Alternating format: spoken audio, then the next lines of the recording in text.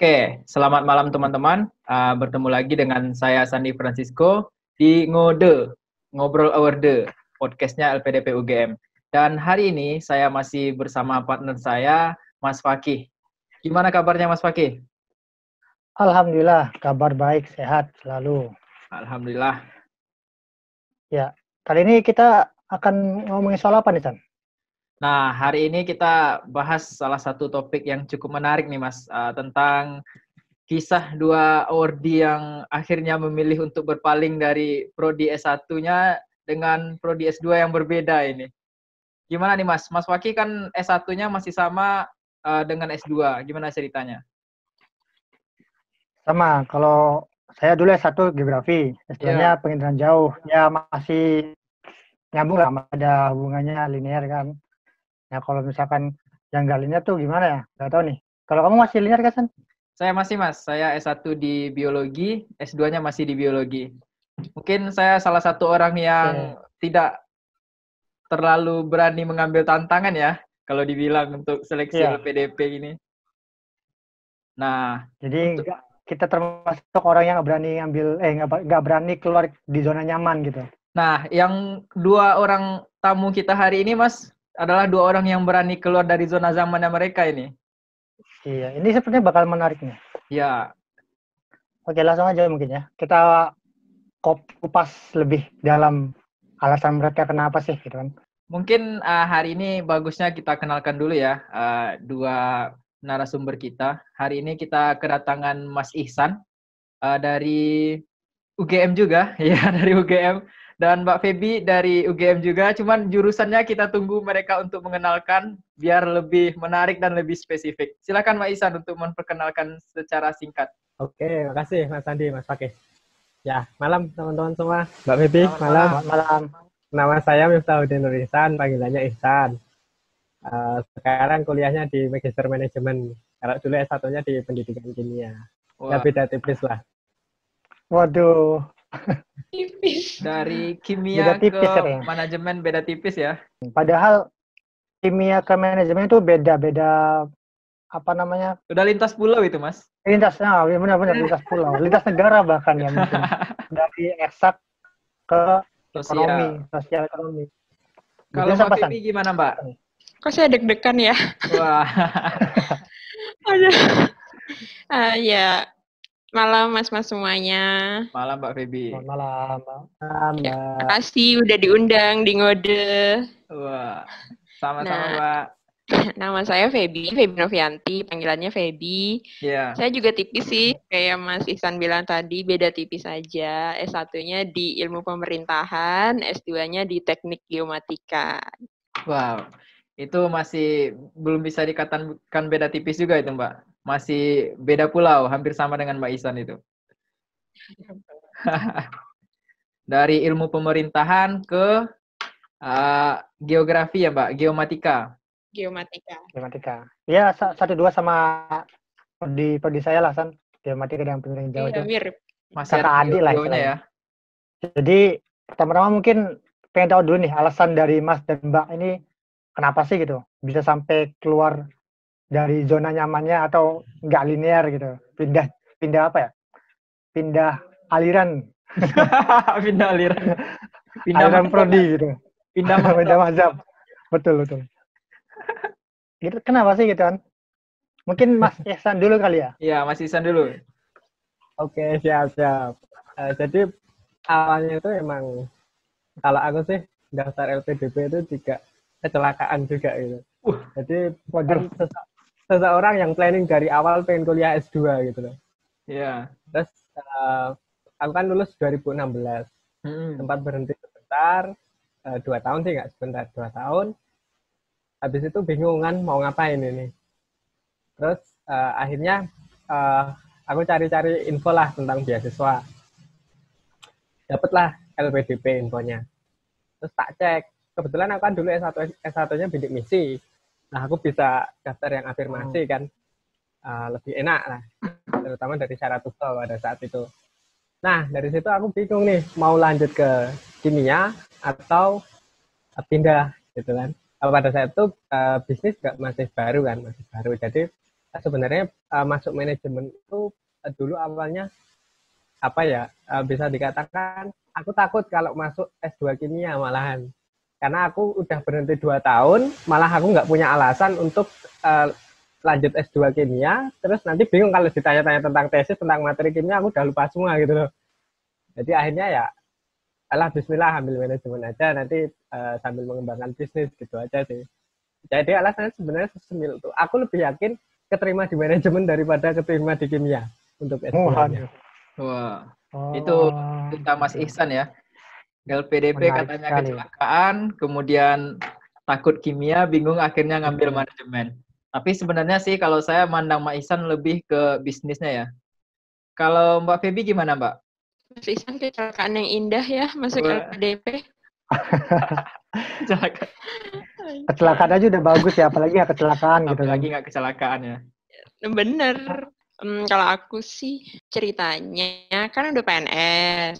Oh. Tuh. Nah, PNS itu aku tuh penempatan di satu bagian namanya Bina Penataan Daerah.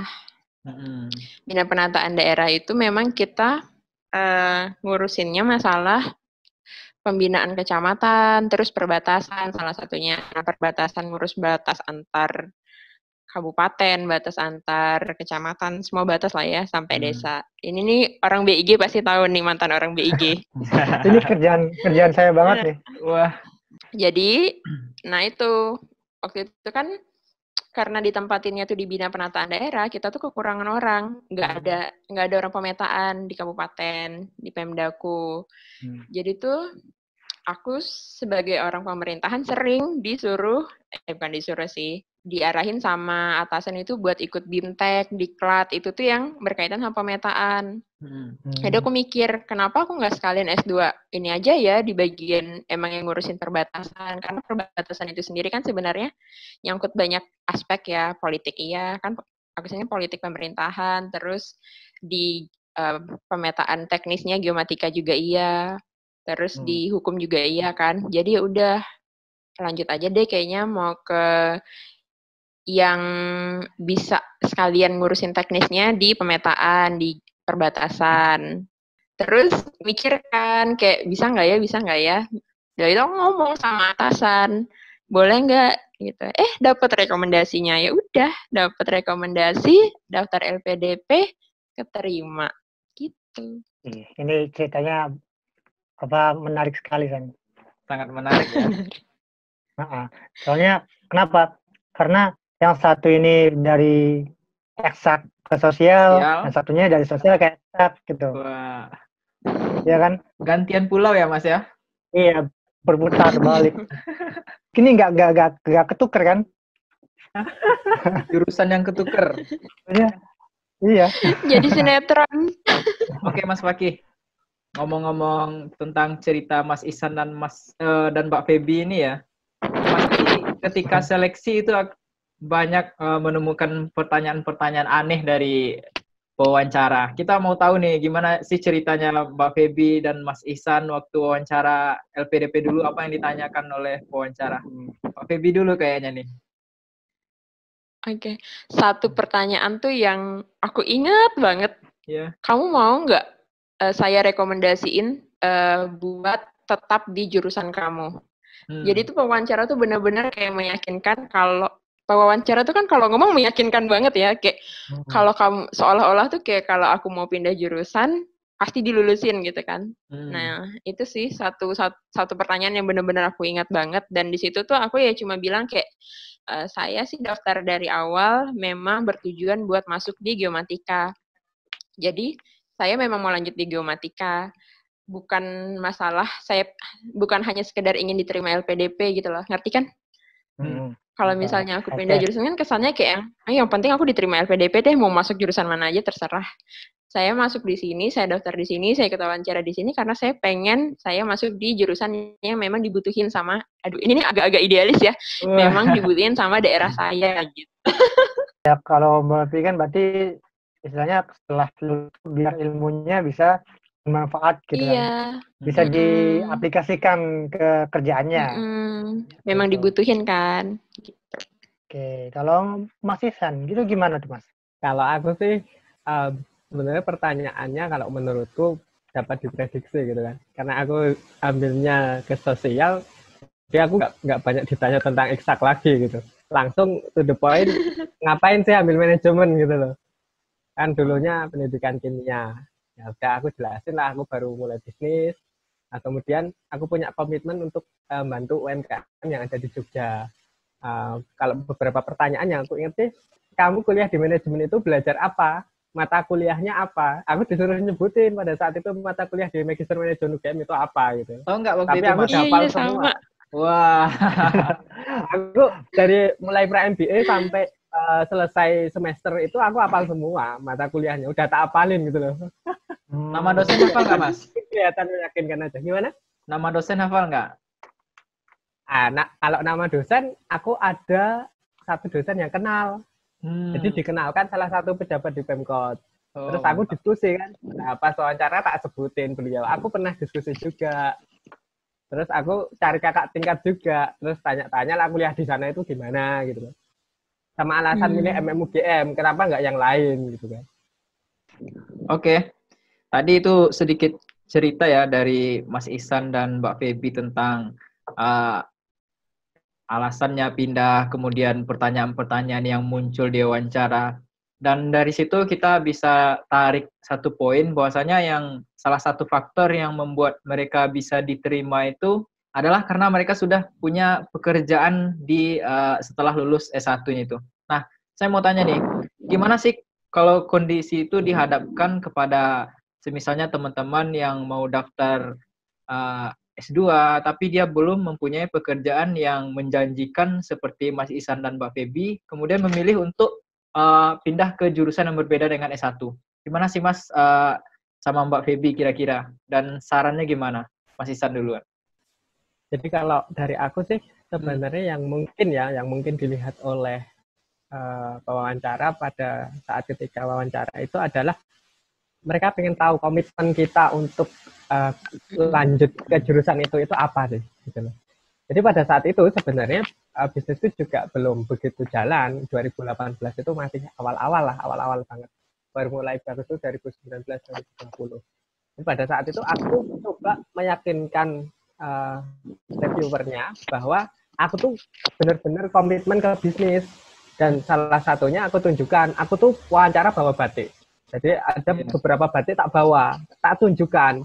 Ini produk yang baru saya mulai, kemudian ya minta masukan atau apa gitu. Kemudian akhirnya pertanyaan itu seputar tentang produk, kemudian tentang tantangan-tantangan apa yang akan aku hadapi gitu.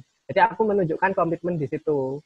Kemudian menurutku kita juga harus punya backingan yang kuat. Maksud saya adalah kita harus ada paling tidak pengalaman terkait bidang tersebut, bidang yang akan kita tekuni. Nah, kalau saya sendiri kebetulan pada saat itu awal-awal saya berkecimpung di UMKM di kota Yogyakarta. Nah, dari situ akhirnya ya otomatis saya bisa minta rekomendasi itu kalau dari sisi UMKM-nya saya dapat dari Kepala Dinas Koperasi sama dari Wali Kota Jogja pada saat itu. Kemudian akademisnya ya Kepala Jurusan Kimia gitu. Jadi ada sinergi di situ gitu loh. Jadi saya benar-benar komitmen dan orang lain memastikan kalau saya itu komitmen. Itu sih. Oke. Ini harus punya pengalaman terlebih dahulu ya Mas. Misalkan pengen terjun ke dunia bisnis harus paling enggak kita udah menekuni bidang itu gitu kan. Kayak Mbak Feby juga kan mungkin sebelumnya karena di PNS itu bidangnya mengerjakan kegiatan atau pekerjaan terkait pemetaan, jadi mungkin lebih cocoknya ke geomatika itu. Kalau misalkan lanjut ke fisipol nggak cocok gitu kan ya. Tapi pengen tahu ceritanya dulu nih Mbak Feby gimana nih? Sebenarnya ini ranahnya pewawancara ya, yang bisa ngejawab ini kan pewawancara. Tapi kalau misalnya ngasih saran, pindah jurusan itu sendiri itu sebenarnya bukan saran yang baik. Karena itu tuh bukan hal yang mudah juga ketika kita nyemplung di dalamnya. Tapi kalau misalnya memang harus pindah jurusan ya menurut aku ya sama sepemikiran dengan Mas Ihsan. Kita harus memang punya pengalaman. Kayak Mas Ihsan mungkin kan memang belum berkembang. Tadi ya dibilangnya kan masih di awal-awal, tapi kan Mas Ihsan tuh punya visi jelas ke depannya gitu loh. Pengen memang mengembangkan hal itu dengan serius. Dan kita tuh bisa ngeyakinin para pewawancara tuh kalau kita serius. Nggak hanya kayak, kayaknya aku pengen deh gitu. Nggak hanya sekedar pengen, tapi dasarnya apa.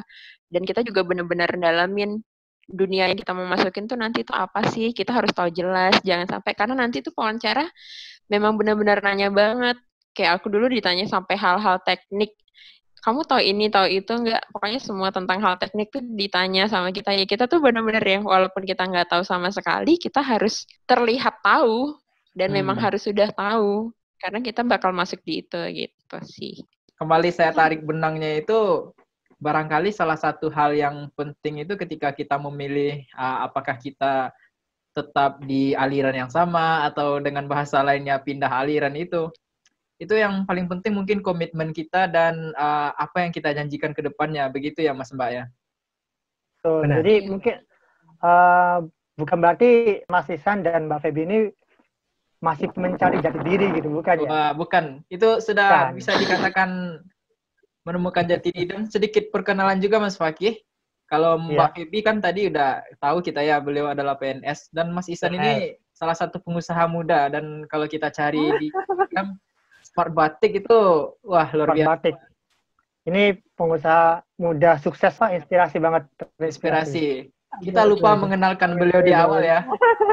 Betul ya. Mohon maaf Mas. Mohon maaf Mas. Terlalu asik ngobrol. Iya. Kita bicara lagi nih Mas Fakih mengenai pindah jurusan. Kalau kita masih lanjut kan bisa jadi kita masih menemukan beberapa hal kesamaan ya. Nah ini barangkali akan ditemui berbeda dengan Mbak Feby dan Mas Ihsan. Barangkali ada kesulitan-kesulitan dan hal-hal yang baru yang ditemui beliau selama kuliah di jurusan yang berbeda. Ini gimana ceritanya Mbak Feby?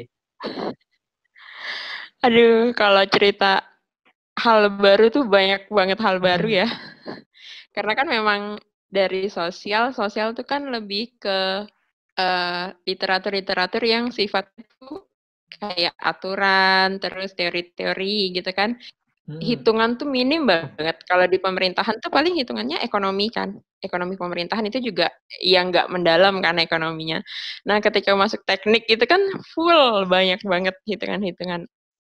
Nah, makanya tadi aku bilang kayak kalau misalnya kita pindah jurusan tuh kalau emang nggak siap mending jangan. Pernah, ini pengalaman aku ya, waktu baru masuk di semester 1. Kan walaupun kita udah tahu, tapi kan kita masih benar-benar nggak tahu dalam banget ya tiap mata kuliah yang ada. Jadi ada satu mata kuliah, dan ini mata kuliah yang paling aku tuh bingung banget. Si jurusannya Mas Fakih ini. Pas pertama penginderaan jauh itu datang masuk praktikum langsung dikasih soal nih sama dosen, dikasih soal latihan, pas dikasih tahu ini apa gini. Tahu nggak, aku pengen nangis rasanya. Jangankan pertanyaannya, jangankan jawabannya, pertanyaannya aja aku nggak ngerti apa. Itu tuh Mas Fakih tuh hebat banget tuh bisa di penginderaan jauh. Waduh. Gitu. Sebenarnya penginderaan jauh tuh ya itu sih. Sama apa yang dikatakan Mbak Feby tadi. Ya gitulah. Ya gitu. Nah gitu, banyak kejutan deh Mas pokoknya kalau di geomatika sendiri kan itu sebenarnya ada yang namanya sit-in. Sit-in itu semacam matrikulasi, tapi kalau di tempat lain kan mungkin matrikulasi itu di awal semester ya. Atau sebelum masuk semester. Nah, kalau di geomatika itu sit-in di kuliah S1 itu tuh selama semester berlangsung. Jadi ketika aku harus ambil kelas sit-in, waktu semester 1 aku ada 3 kelas sit-in. Nah, dan 3 kelas sit-in itu kan banyak ya. Jadi aku juga nggak bisa ngambil banyak SKS. Ketika tidak bisa ngambil banyak SKS, otomatis SKS aku tuh lebih lambat. Teman-teman di semester 2 udah pada selesai mata kuliah, aku masih belum selesai. Karena semester 3 aku masih ada mata kuliah yang harus diselesaikan. Nah, itu tuh kita tuh harus siap mental dengan hal-hal kayak gitu. Kalau misalnya pindah jurusan. Kalau enggak tuh ya kayak, aduh, kayak ada penyesalan. Tapi kan nggak boleh nyesal ya. Ini udah dijalanin. Harus diselesaiin gitu. Ya. Gitu sih. Yang saya aja masih istilahnya linear gitu masih harus penyesuaian kok. Kayaknya harus belajar banyak penginderaan jauh sama Mas Fakih nih. Waduh. Oke, tadi Mbak Feby kesulitan dan hal-hal uniknya seperti itu ya. Mungkin berbeda hal dengan ceritanya Mas Ihsan nih. Karena Mas Ihsan dengan Mbak Feby ini beda. Dari awal tuh kan udah beda. Jadi Mas Ihsan gimana tuh Mas? Nah, kalau aku sendiri kan dari eksak ya, basicnya eksak. Kemudian masuk ke manajemen. Itu memang di awal kerasa bahwa ternyata beda banget. Terutama tipe-tipe orangnya gitu loh. Jadi mahasiswa eksak dengan sosial itu beda. Tipenya beda. Ya teman-teman Beda. tahu lah. Bener-bener. Bener orangnya beda. Bener-bener. Termasuk gaya hidup juga beda. Gaya hidup. Oh iya, kayak hidup. Ya, Kalau anak ketika- eksak lebih konvensional ya Mas ya. itu ya tapi awal-awal bisa lah menyelesaikan itu. Terus kalau dari sisi kuliah sih ketika di manajemen ketika kita bisa membaca, kemudian kita bisa mengikuti yang disampaikan dosen, itu sudah sangat membantu. Jadi artinya ketika kuliah di manajemen ya alhamdulillah nggak ada kesulitan sih untuk mengikuti pelajarannya, nggak ada kesulitan. Oke, itu tadi cerita tentang hal-hal menarik dan kesulitan-kesulitan yang ditemui oleh Mas Ihsan dan Mbak Feby di aliran barunya ya. Nah, aliran baru ya. Hal-hal yang mungkin tidak kita temui ya Mas Fakih ya. Terutama ketika kita pindah aliran itu ketemu karakter orang yang berbeda juga. Nah, ketika sekarang pindah aliran Mas dan Mbak, gimana kabar perkembangan tesisnya? Apakah masih berkembang dengan baik atau tersendat-sendat? Gimana nih? Mas Ihsan? Ya. Biasanya kan harus ya itu ada penyesuaian lagi kan. Ya, ada penyesuaian lagi. Biasanya kalau misalkan yang linear gitu kan bisa melanjutkan skripsinya gitu. Penelitian skripsi dilanjutkan ke tesisnya gitu. Seperti itu. Iya. Kalau misalnya nggak linear kayak gimana nih? Kalau dari aku sih sebenarnya kalau di MM kan beda ya mungkin sama di jurusan lain. Nah, aku mulai semester 1 itu matrikulasi. Jadi saat ini aku tuh baru selesai semester 1. Kalau teman-teman kan udah selesai semester 2 ya. Iya, Jadi aku iya. baru semester depan ambil tesis. Tapi kalau rencana tesis sudah ada, insya Allah bisa berjalan. Aman lah, nggak ada kendala insya Allah. Masih lancar ya? Lancar. Karena aku ambilnya kan konsentrasi entrepreneur kan. Jadi Sesuai nanti dengan ngulik-ngulik usaha aja. sesuai dengan kerjanya Maisa nih. Iya. Dan juga kan UMKM di Kota Jogja kan juga banyak yang kenal juga. Jadi ambil data kalau lebih gampang. Kemudian Mbak Feby gimana Mbak? Pastinya lebih susah sih kan? Kalau Ya, karena ya itu berbeda banget ya gitu. itu. Ya kan? Karena saya tahu gitu kan. Matematika tuh kayak gimana. Wah. Aduh, jangankan tesis. Jadi itu kadang tuh aku tuh kan konsentrasiku perbatasan ya memang. Nah di geomatika tuh ada 5 konsentrasi dan aku tuh di perbatasan. Kadang tuh dosenku tuh suka bilang gini, Feby tugasmu tuh tolong misalnya udah baik, cuman tolong diarahin ke teknis ya, lebih ke teknis karena kamu tuh suka bahasnya tuh ke sosial banget. Wah. Jadi tuh Mbak Feby masih kebawa ilmu sosialnya. Jiwa-jiwa sosialnya masih meronta-ronta. Iya gitu. Nah kalau buat tesis sendiri itu karena kemarin kan aku nggak bisa banyak ngambil SKS di awal-awal semester 1, semester 2, jadi semester 3 ini aku baru ambil metopen dan baru bisa masuk proposal gitu. Tapi kalau buat judul udah ada. Tentang batas juga, Mbak? Iya. Batas dirimu dan dirinya, Mas. Aduh. Siap. Ini Mbak Feby ngode banget ya. Ngode banget. Harusnya temennya Pulung di sini. Oh iya nih. Oh gitu. Mbak Feby jangan-jangan batas ditinjau dari sosial juga, Mbak? Wah. Tapi jangan salah, menarik loh, Mbak. Ini kalau misalnya terkait batas itu, entah batas desa atau batas wilayah lah intinya ya, itu pasti ada kaitannya dengan sosial. Kenapa? Karena batas itu krusial banget loh.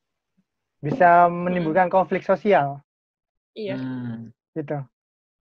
Ya, oke. Ini pengalaman yang menarik ya dari kedua narasumber kita nih, San. Jadi udah banyak Menarik sekali, Mas. sharing-sharing, cerita banyak terkait kenapa kok bisa pindah aliran, terus tadi juga ngasih saran dan tips sedikit gitu. Mungkin sebelum tutup nih,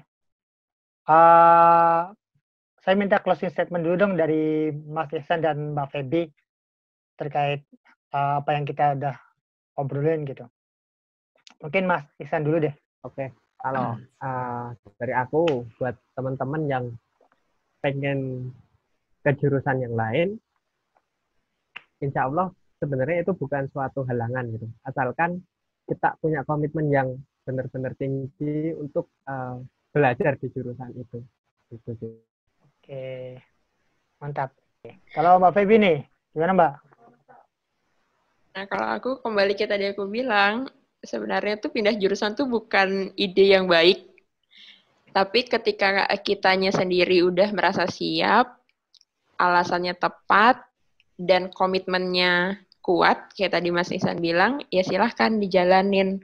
Karena ketika kita maju ke depan tuh nggak semudah yang kita pikirkan di awal. Walaupun di awal kita udah mikir dalam, tapi tuh ketika di depan ada banyak kejutan-kejutan. Nah, kita siap dengan komitmen-komitmen di awal dan siap juga dengan berbagai kejutan yang ada itu, gitu.